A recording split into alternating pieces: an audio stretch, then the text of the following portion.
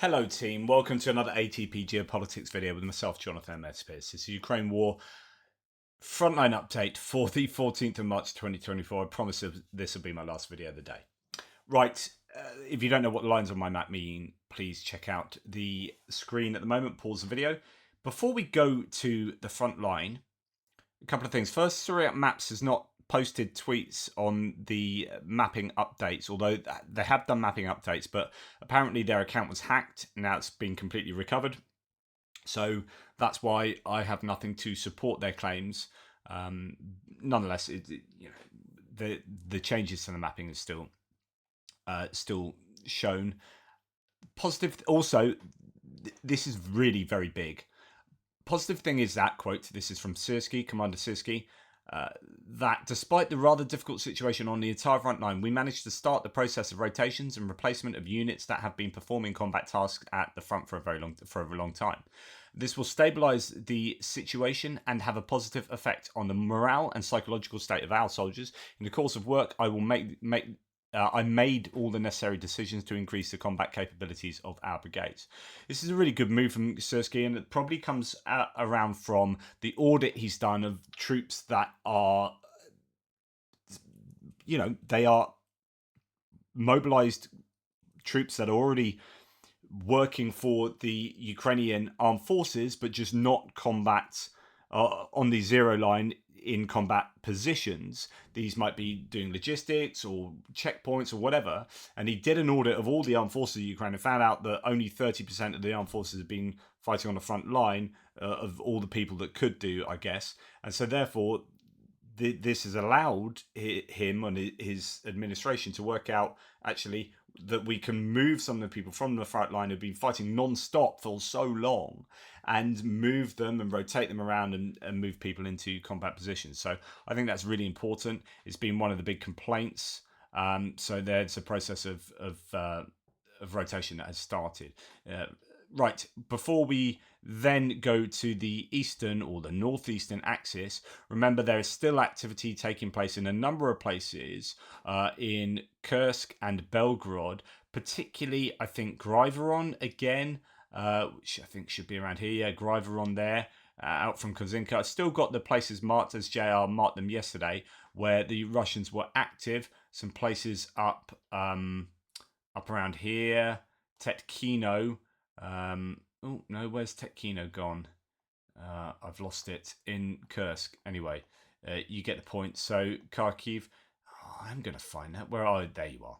There you are, Tetkino there. So still activity around there today, and a number of places in the Belgorod region too. Now, Grivoron is pretty tasty at the moment. There's burning things, looks like shelling and whatnot. And then Belgorod.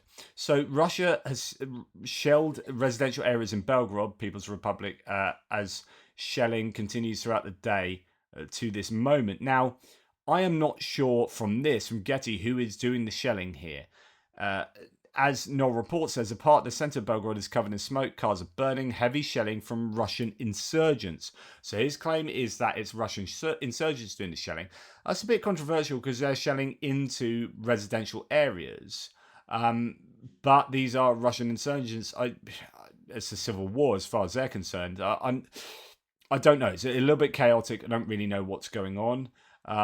There's lots of footage coming out. There's even imagery of Russians surrendering to the pro-Ukrainian Russian forces. So Russian soldiers defending the Russian border, waving what looks like a white flag after their position was shelled. And this is in Spodorozhino, which is thankfully geolocated, so I don't have to look endlessly for that on the map.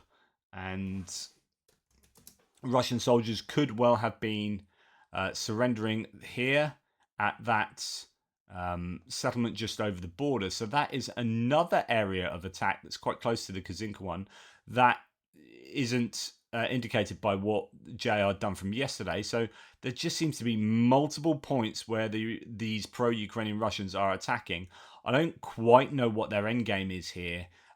And I don't really know what they have so far achieved and what they're hoping to realistically achieve. But goodness me, it is active across the border there.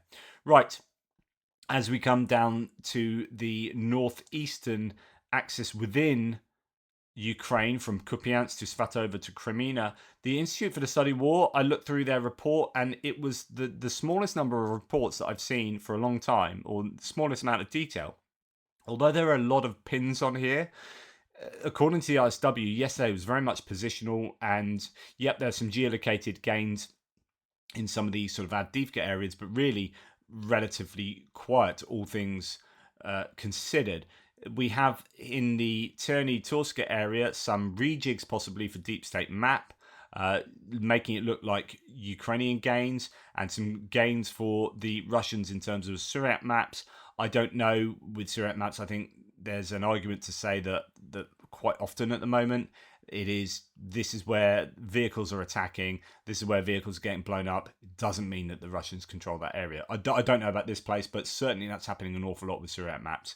Anyway, it is quite active around the Terny area. Although the ISW says it's sort of positional around there, no confirmed gains. Then when we come down past Bakhmut, you can see there are no gains at all. Even Ivska has remained as it has been now for, what is that, 4 days or something like that? That is incredibly significant as far as I'm concerned. The Ukrainians, it's either the Ukrainians are repelling Russian attacks and they are putting effort into defending Chasiv Yar. If you remember, Greg Terry was saying that he thinks Chasiv Yar will eventually fall. I'm not so sure myself. I actually have some confidence that the Ukrainians might be able to defend that, because I'm not really sure how much the Russians can throw at so many different places. Now, I think that my view is supported somewhat by Ivanivska not having moved for 3 or 4 days. And you would expect that to be a place where they would. So either the Ukrainians are doing a really good job of repelling, or the Russians are running out of steam, or both. And that leads into what Zelensky was saying the other day, which is that the Ukrainians have halted the Russian offensive on the Eastern Front, broadly speaking. Well, it certainly looks like that could be the case around Bakhmut, although I would need far more details really to confirm that. But certainly for the last 4 days, it's been relatively unmoving in Bakhmut. We can see that there are still apparently some gains according to Surat maps and deep state maps around Badichi area. So this is, ISW did concur that there was geolocated footage of some advances in Badichi, but that's probably further back here from what Surat Maps has, which is, going right up to this river area. And then deep state map in Orlivka, some small gains there for them. Just this small gains, that building. So that is a slightly high-rise building, so fairly significant landmark position in the area. But they've obviously got evidence that the Russians control that. Some claims about Tonyenka, but none of the mappers changing there. But the Institute for the Study of War did say some potential gains there. And then around Pervomaisky, both Deep State Map and Surat Maps has the Russians pushing the Ukrainians out of that remaining kind of salient area, although they're on a defensive there in that Pervomaisky area. And I think it's looking like the Russians might push the Ukrainians right back in Pervomaisky to that point, especially as they are supposedly having success in Novelska as well, although the other mappers haven't agreed with Surat Map's claims about Novelsky. So I am very interested to see how it develops there particularly. As we come on further to the south, we can see that there are some more gains now in Novomykhailivka, with Andrew Perpetua showing that the Russians have moved forward in the eastern outskirts, although that's really just to play catch up with deep state maps and not even close to what Surat Maps is claiming of the area. And then deep state maps showing some gains for the Russians in the southern or southeastern area of Novomykhailivka, so, and also a bit to the northeast too. So there's still some vast differences between the mappers. You can see here to the north of Novomykhailivka, Andrew Perpetua still has the Russian defensive line way back from where the other mappers have the Russian defensive line. So, it's not so clear cut at the moment. I mean, that's a good 2.25 kilometers there. So, yeah, they disagree.